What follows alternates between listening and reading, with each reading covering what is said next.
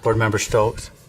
Could I make the motion that we do one last item, which is 10.7, just because the news media is here to cover it, and we just as well do it and get it out of the way? I don't know if it needs a What is it motion or just a specifically? I've prerogative gotta of the bring chair.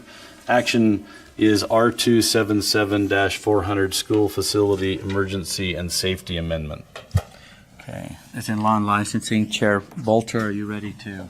Do you want me to just read out law and licensing or just that one item? I'm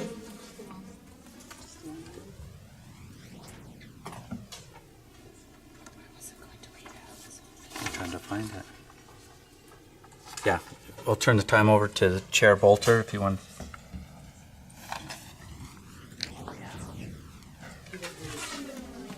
Yeah, Just we're, one we're just item. going to address the one item. Okay, so R277-400. We had a committee discussion, and it's pretty long, so I'm not going to read it, but it's there for board members to read. We talked about parent and student reunification drills, and Board Member Warner stated that we should define the terms lockout and lockdown so that parents would know the difference. And the motion for the board is that the committee moves that the board direct all schools to publish parent reunification procedures and approve R277-400 Draft 2 on second and final reading. Okay, the motion before the board is that the board direct all schools to publish parent Reunification. reunification procedures and approve R277-400 Draft 2 on second and final reading. Okay, discussion to that motion will go to Board Member Hanson. Thank you. Thank you, Chair. I was on the phone during this discussion on law and licensing, so it's difficult to be on the phone. I found that out. So, but I wanted to reiterate a couple of things here. Why I brought this forward to the board was because I noticed that parents really didn't know what to do. When I saw the Parkland tragedy on TV, parents were telling their kids via cell phone, run over here, run over there, do this, do that. And I'm thinking, what if they're telling them to run into harm's way? And parents were really trying to help their kids, but the fact is, kids have cell phones. And before they can get any information any other way, they're going to get it from their child through their cell phone. And so parents, I feel like, really need to be in the conversation. They need to know what's going on, and for the safety of our students. We had that situation down in Malad, where I'm from Pocatello, so they had that situation in Malad where the parents heard there was a lockdown, and then they came to the school concerned with their weapons, ready to do whatever it took. And that's just because parents don't know what to do in these kinds of situations. And so when we went up to the Capitol and met the emergency management, had that tour, they made a comment about reunification drills and how some schools do them and how useful they are because they help law enforcement, the school, the parents, everybody be on the same page. So when I looked at this rule, I saw that reunification drills wasn't noted in this rule. And so I asked to have it added to the rule, and so that has been done. I guess maybe we could go down to where that is as an option for schools. The first draft asked that required that schools do them once a year. The schools, Terry Shoemaker came and spoke, said that he had a concern, that superintendents had a concern about that, requiring it. Since then, I've been to 2 or 3 different districts who are actually encouraging their schools to do that. So I think that's fantastic. I think we've brought it forward, and people are understanding that it's an important thing to do. And so I sent you all a example of one that had been done at Liberty Elementary in Murray this spring, so you could kind of see what a reunification drill is. And it's interesting because people You know, parents are saying, oh, this is going to be such a pain to do this drill, but after they do it, they're so grateful that they have that information, because before that, a lot of parents are telling me they have no idea what's going on. In my own case, my son is at a school. He's not going to call me because he's a special needs boy.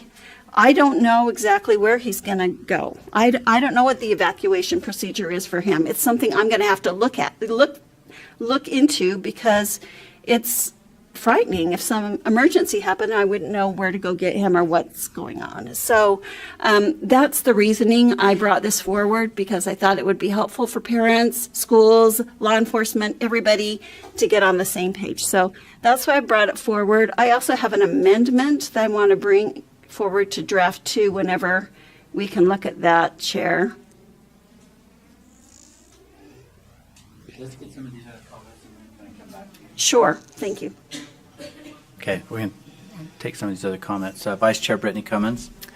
Mine's more of just a technical question. The motion from the committee states that the board directs all public schools. Is that a directive through motion, or did that end up being incorporated into the rule? I thought it was supposed to be in the rule.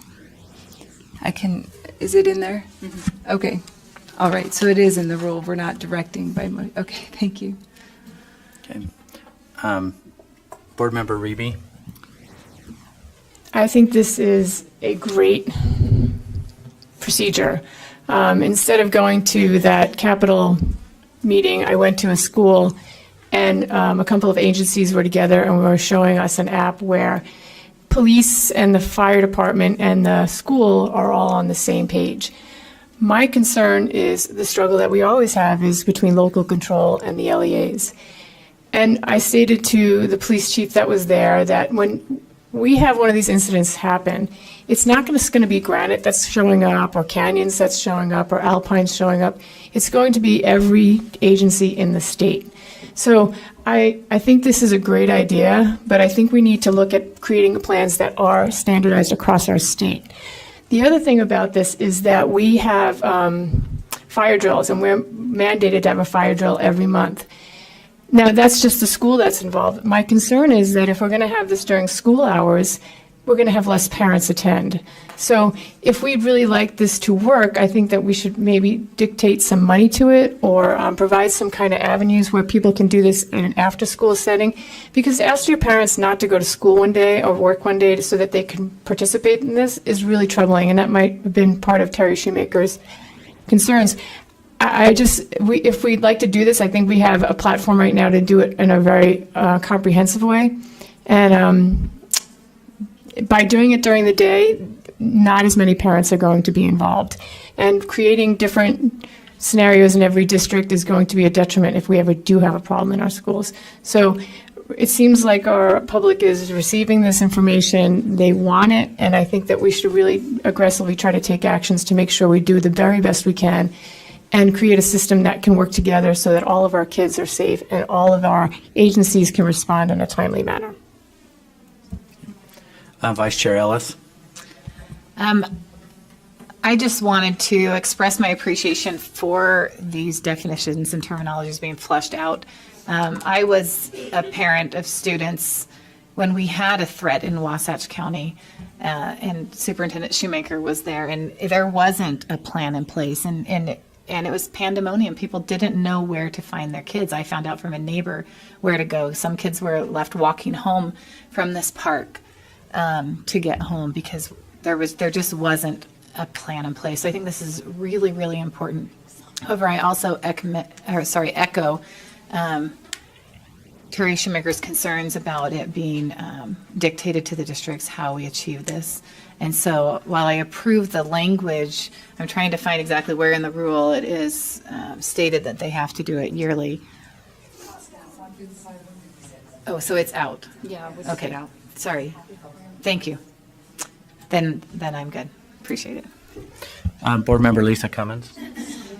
So my comment comes in response to a constituent that emailed me really against reunification because he has experienced other states where the schools have not notified the parents. And there was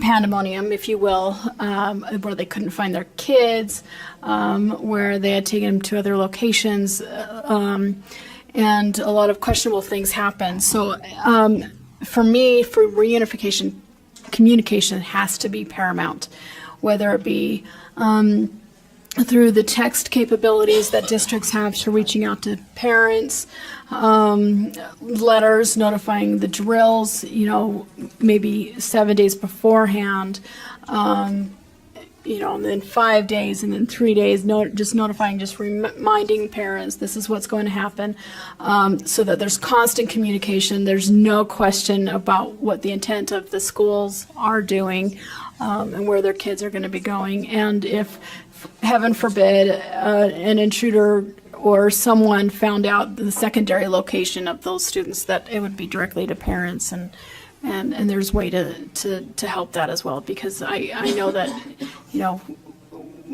playing Minority Report is not a wise thing, but, in case there's a secondary location that's in harm's way, that would be communicated to the parents in an appropriate, very clear manner. Board Member Warner? I just wanted to thank Board Member Hanson for bringing this forward.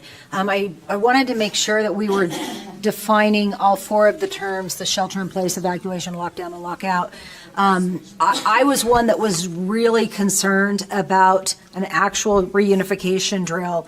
I don't know how many of you have gone through a traumatic major event, but I know that with our when I've talked to law enforcement and our 911 center, and our county attorney's office about this, there is a concern about having an actual drill.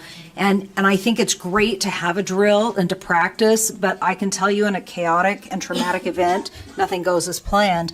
My other concern with this is when we've done drills that involve a traumatic event. For example, we have Cash Cart, which is the child abduction response team. When we've tried to do a drill, even though we give a lot of notice to the public, our 911 center will be inundated with calls because they don't know. You ask any SWAT team when they do a drill, when we have SWAT drills, there will always, if they're doing it at a school or a public facility, 911 gets inundated with calls because people in the general public may not know, even though we've tried and made every attempt to notify people, they don't know, and there's always pandemonium. And I will never forget when our SWAT team in Cache County did a drill with South Cache, and South Cache was closed at the time. Oh my heavens, every law enforcement agency and 911 was inundated with calls. So that's my biggest concern. And when I look at a drill, I'm looking at a major drill. And so perhaps, I think what you sent Board Member Hanson was pretty good about what another school does where it's not such a major thing, because when I look at a drill, we're doing a major thing. And so I would like to not dictate. I do know that there are districts out there, LEAs out there that are doing drills, but my biggest concern is that if we mandate things, when I read a reunification drill, I'm thinking of a 4-hour drill, and maybe that's not what we mean, but in my terms, that's what I'm thinking. So I would like to, if we're going to go down that road, I just think we need to be really, really careful about what we're requiring.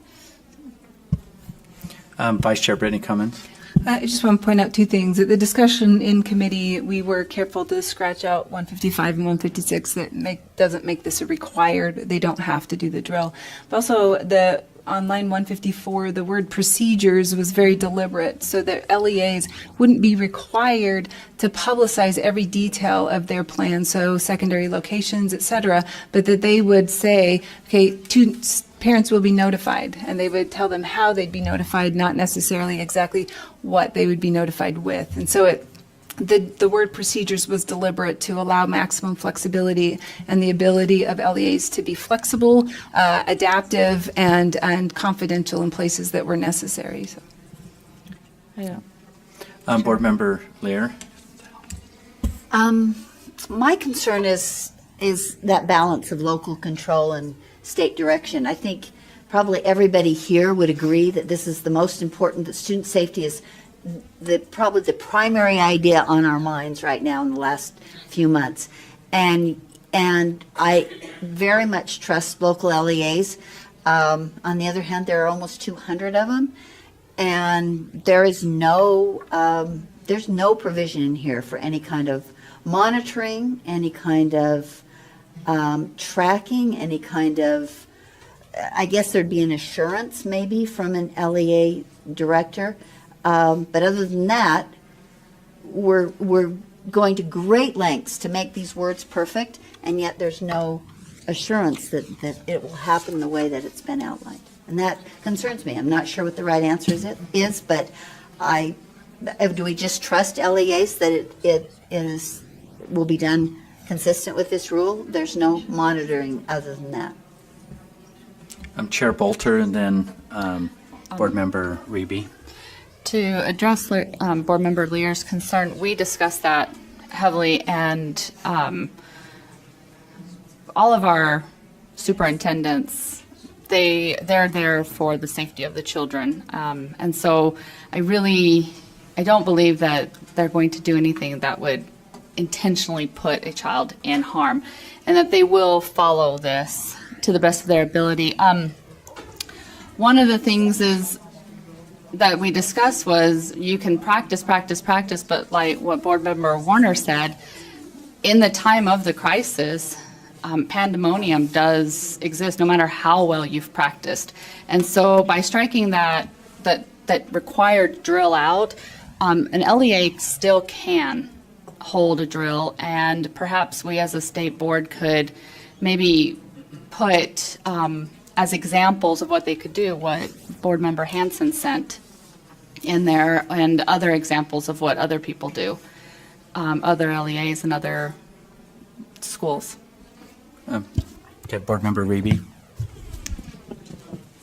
I don't know if this could be an amendment to the blue writing, but on our websites, the school that I work in has a tab that you can actually see what the crisis intervention plans are.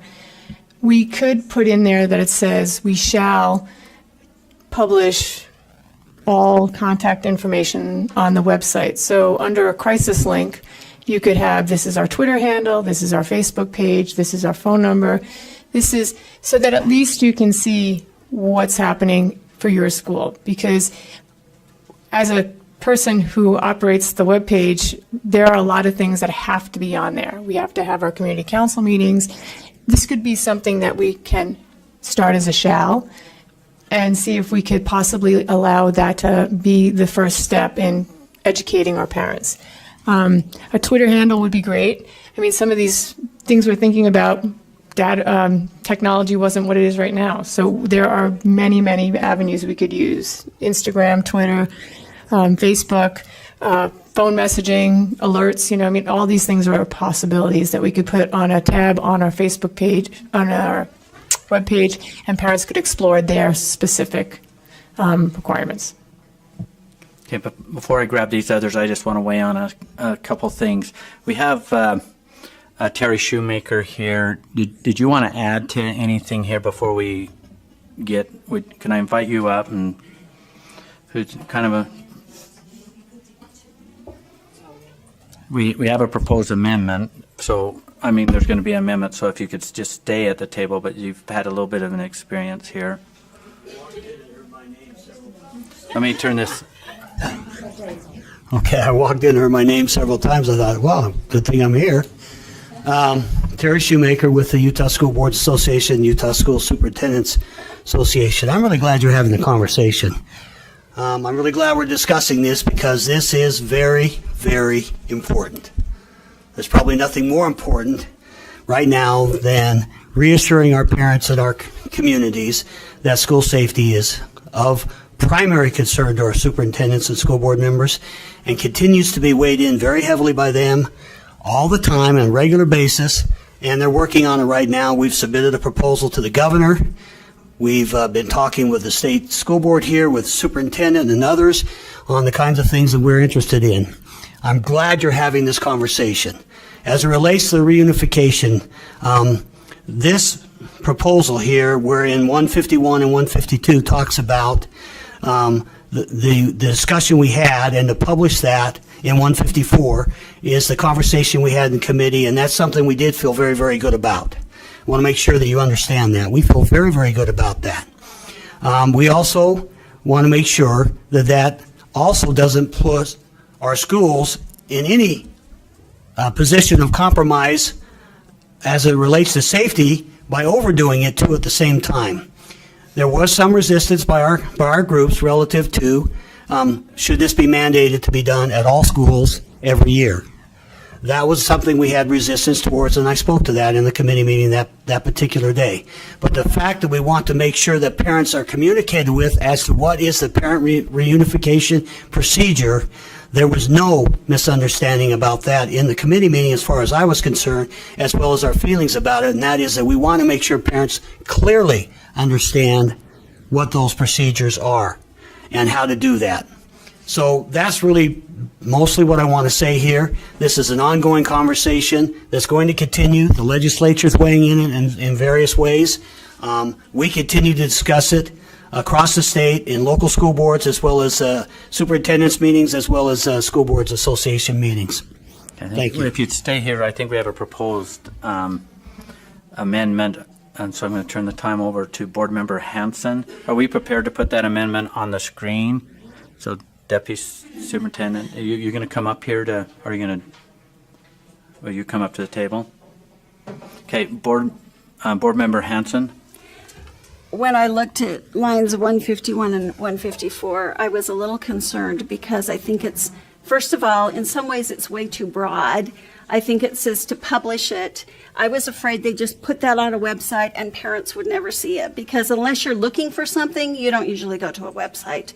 And so I talked to Angie about this, and this is the language we came up with so that parents would actually get something. It also kind of narrows what Terry was saying. It narrows it so it's not the entire plan. It's just a summary of parental expectation and notification procedures. So it doesn't have to be 20 pages of the plan or however much it is. It's just providing information to parents so they know what the expectations are for them and they know how they're going to be notified. And so that is the amendment as you see it, to take out, publish the LEA's parent reunification procedures and put in, as part of the LEA's registration and enrollment process, annually provide parents a summary of parental expectations and notification procedures related to the LEA's parent and student reunification plan. And I think that gives more specific information and gives the parents, so we know that the parents are actually going to get it and don't have to go looking for it. Okay, so is this your proposed? This is my amendment. So let me just state the motion that's before the board is that the board direct all schools to publish parent reunification procedures and approve R277-400 draft 2 on second and final reading, and you're proposing an amendment Right. to that to take out, to replace B with A newbie. with a new B that reads, as part of the LEA's registration and enrollment process, annually provide parents a summary of parental expectations and notification procedures related to the LEA's parent and student reunification plan. Is there a second? Board Member Warner, discussion to the amendment. I'm just going to take them in order here. Board Member Warner. I think this is a really good thing that parents can see it right away, because I agree with Board Member Hanson. If there's an emergency, people are going to have to start going, where's my child, and trying to find on the website. So this is excellent. I would give a shout out to Jordan School District. They have this card that is excellent. And if other districts or charter schools want to use it, I'm sure they would be kind enough to let everybody use it. But it's got expectations and it's got how they do things, and it's just a really good little card for people to have. Board Member Reby. I would like to see that it's published somewhere. At the beginning of school, your kids are sent home with like 100 pieces of paper, and it's kind of a chaotic time of the year. So I applaud this. I think it's a great idea, but I would also like to see that you have the link to it somewhere. So add it. Yeah, so I would like to add that it is published on the Post it on the webpage. website. Yeah. So are you making an amendment to the amendment that it's published? That, And I'll second her.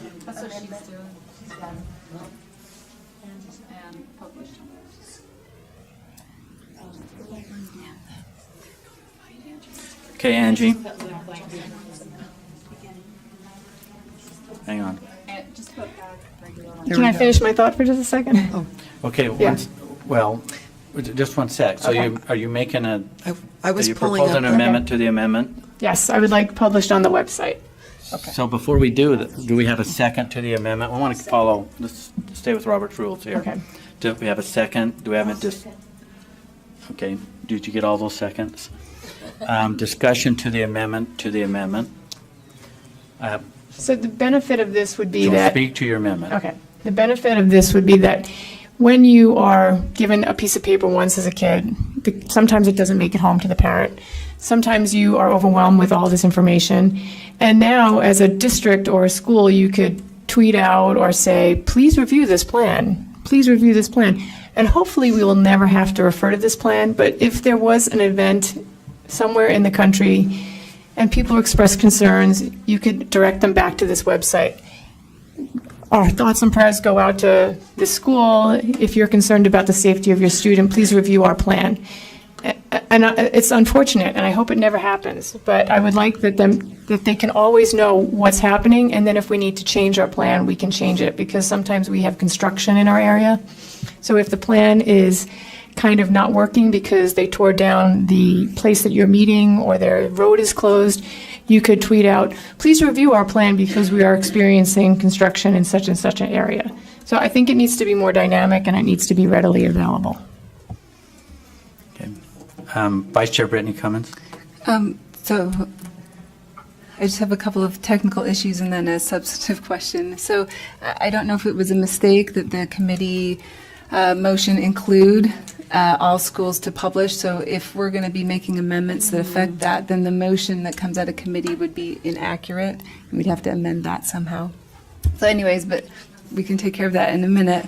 But I guess the question substantively is, I have a concern about the amendment to the amendment, as well as the amendment for the same reason, is that we as a state board are now trying to decide what the best communication method for an LEA to a parent is. And we're trying to put that into rule without understanding the implications and the best way to communicate with parents is at the LEA level. And that was the reason why we used the word publish in the first place, was so that an LEA can decide what is our best method? And all of these ideas came up, and LEAs were saying, yeah, we use registration, and we use cards, and we use da-da-da-da. But for us to sit here and to say, this is the way that you'll communicate, you know, we may not understand the ramifications of that, but I don't think LEAs are not wanting to communicate. And so I'm just concerned with doing that. I do like the idea of parental expectations and notification procedures being spelled out, because then it helps to solidify the definition of what needs to be communicated to parents. So I like a portion of that.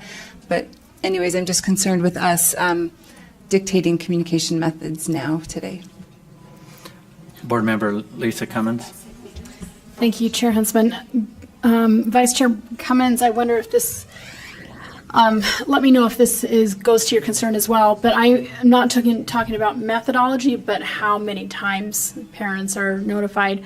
I am, because that stack of paper usually gets signed, tossed, they're not going to keep that reunification notice or publication.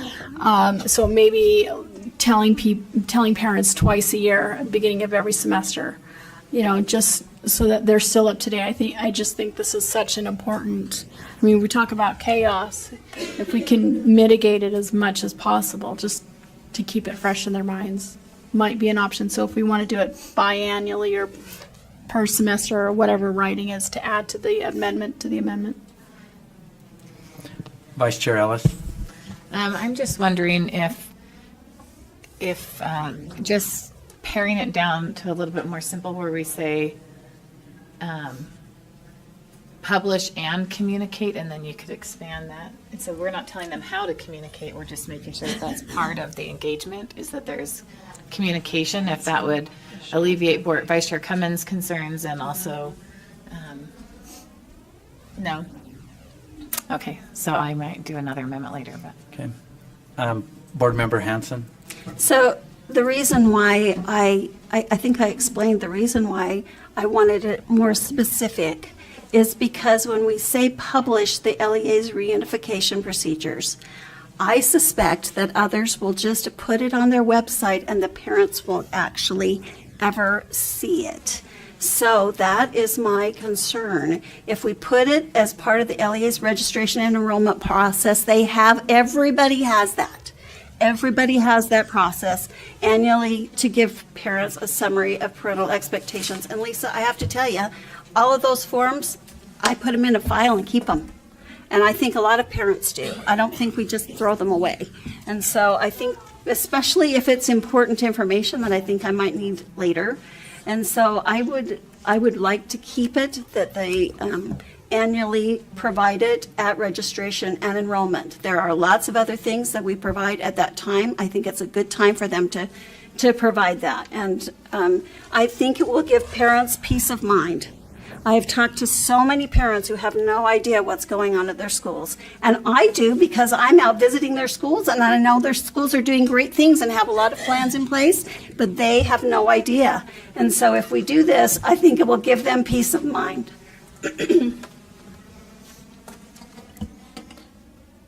Vice Chair Brittany Cummins?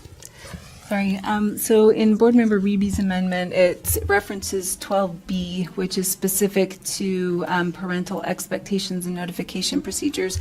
And the wording of the previous one was reunification procedures, which is a little bit different than notification procedures and parental expectations.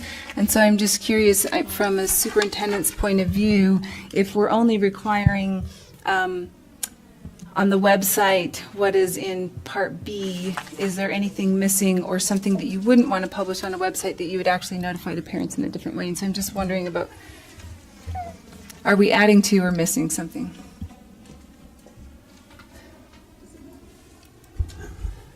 Terry Shoemaker with the School Board Association and the Superintendent's Association. Looking at B, 12B, and liking it quite a bit as it is. C, I'm not so necessarily that concerned with, except for one thing. The websites, my own experience with school websites is they do not get refreshed as often as maybe we would like them to be on a regular basis, because here's the reason why. And there's a very good reason why. And that is they don't have people like a Kathleen in many places assigned to do that. And that's a real challenge, and I want to, not that that's not a good idea in C. I think the idea of doing this annually, as it says in B, during the registration process is probably going to impact, and by doing it annually, is going to leave that message here. Every year you're going to get a new one. And frankly, as I learned over my years as a superintendent, you are going to make adjustments to your plans, including reunification. So I'm personally very comfortable with B. I'm not that I'm against C, but I'm concerned that it will not be as accurate as maybe as it should be. I'm just going to take the opportunity as the chair and just weigh in on this a little bit. I like where this is going, but I'm putting myself in the shoes of local board members, superintendents, schools, and we have a very diverse education community, and I think we're swinging this pendulum a little bit more in taking away less of that local control.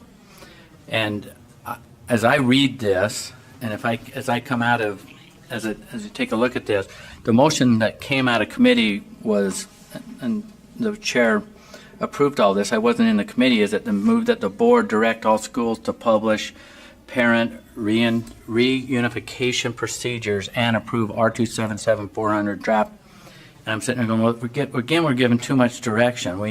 We have, that's coming out of this, the approved R277-400 draft 2 on second and final reading.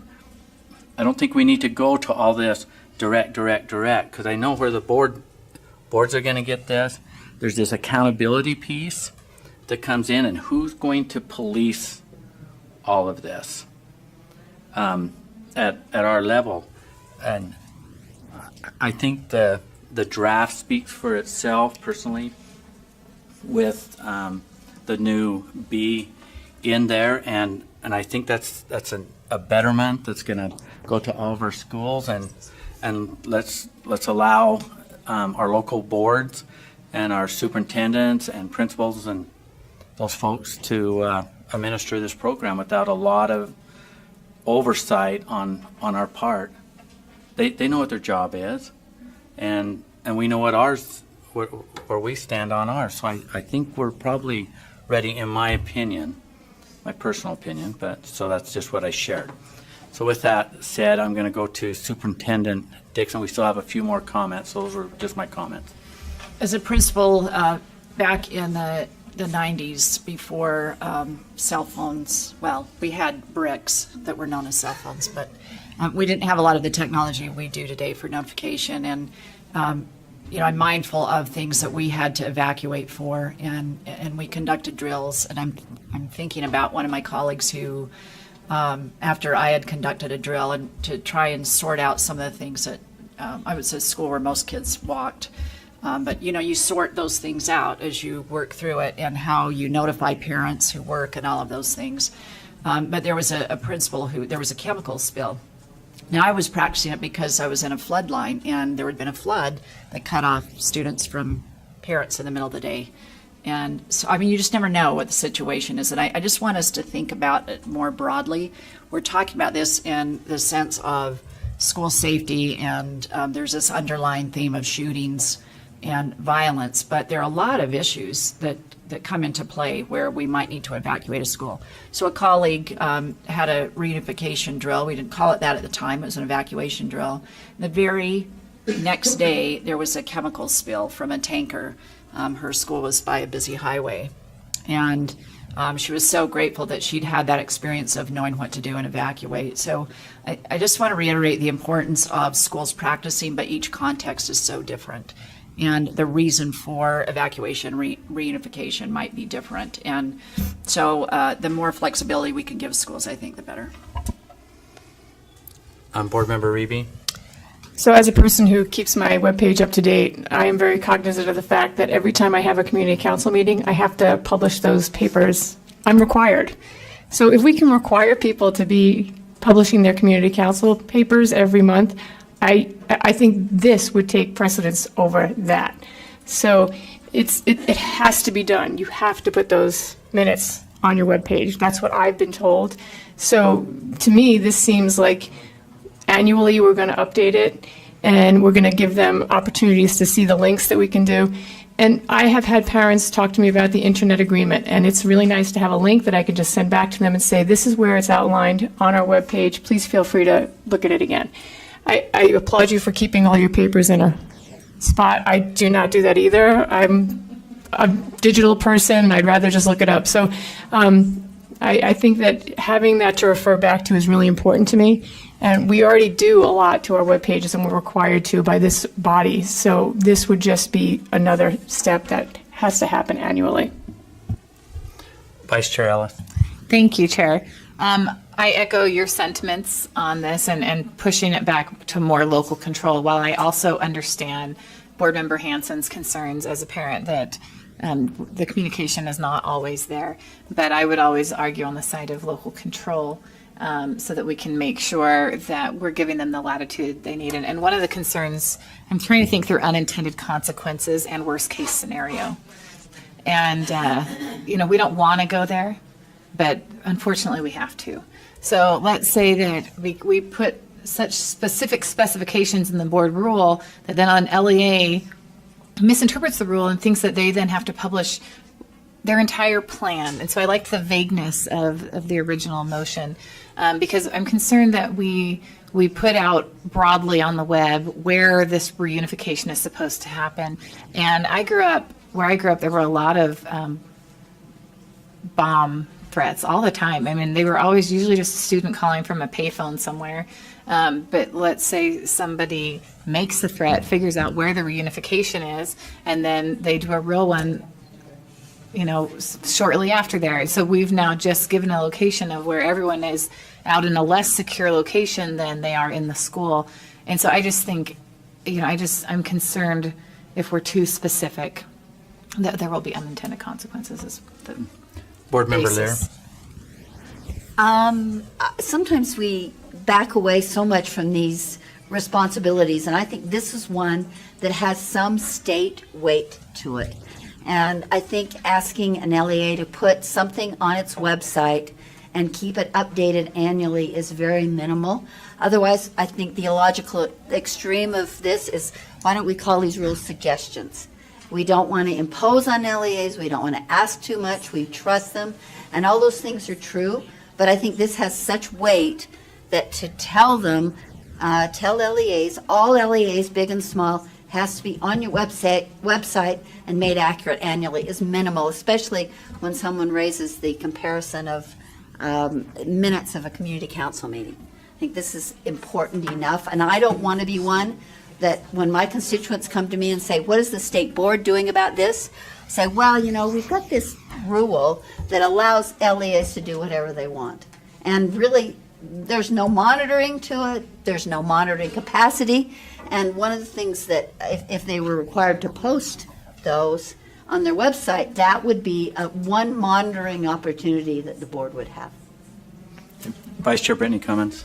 I just say any board rule has the expectation of compliance. We don't put into all rule how we're going to monitor and what we're going to do. Every rule has the expectation of compliance, and that's what we use audit for, is to check for compliance. And so it's one of the tools we use audit. The other is a more friendly, happy place, right? So I just want to just reiterate the fact that my thought isn't that we shouldn't put these places in registration packets or websites or all of those above. But when we put something into rule, it's fairly permanent. And we don't know what the technology is going to be in 2 to 5 years and where the most beneficial communication method. Because for Board Member Hanson, it's on a paper at registration. For Board Member Reby, it's on a website.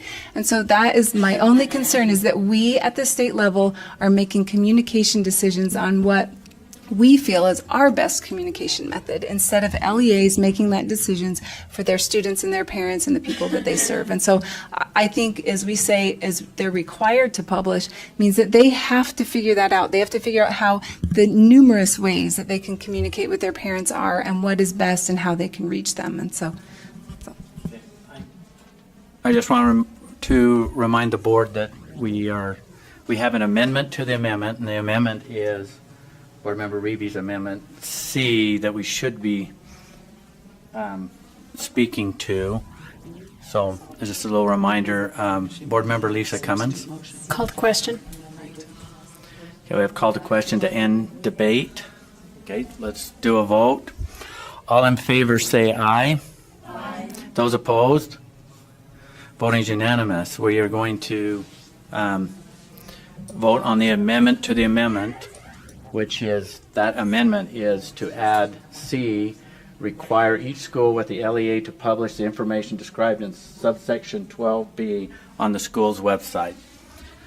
All in favor say aye. Aye. Those opposed? No. Will the ayes raise their hand? Okay, I'll call them out. Board Member Lisa Cummins, Board Member Reby, Board Member Warner, Board Member Gravitt, Board Member Lear, Board Member Stokes, Board Member Henson, Board Member Cannon. And so that's 8. So the motion passes. Will the nays raise their hand?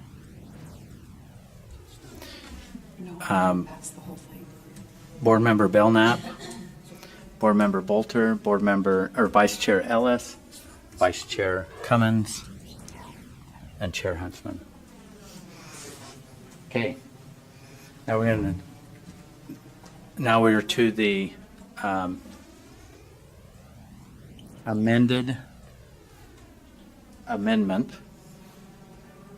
which is the, to take out the old B and add the BC. Is there any discussion to that? Okay, Board Member Hanson. I just wanted to, just because I said I got paper didn't mean I always think paper has to be done. So as part of the LEA's registration and enrollment process annually provided, doesn't say it's in a packet.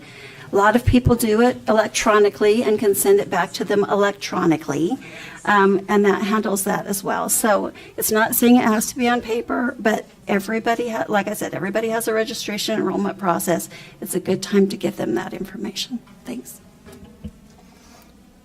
Okay, I'm not seeing any further discussion on the amended amendment, so let's vote on it. All in favor say aye. Aye. Those opposed? No. Will the ayes raise their hand? I'll call them out.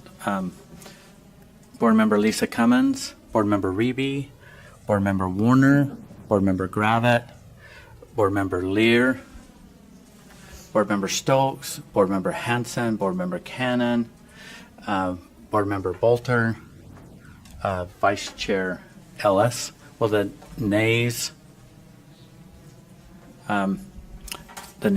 Board Member Belknap and Vice Chair Brittany Cummins. I'm in. Yeah, I'm one of the yeas. Okay, so now we're back to the original motion. No, the amended motion, which is that the board, we're back to the motion that is as amended, which is to approve R277 400 draft 2 on second and final reading as amended. Not seeing any discussion to that motion. Let's vote. All in favor say aye. Aye. Those opposed? Voting was unanimous. Thank you, board members. And thank you, Board Member Hanson. Okay, we are going to go to lunch. And then let's jump right back in here to get into executive session. Thank you, board members.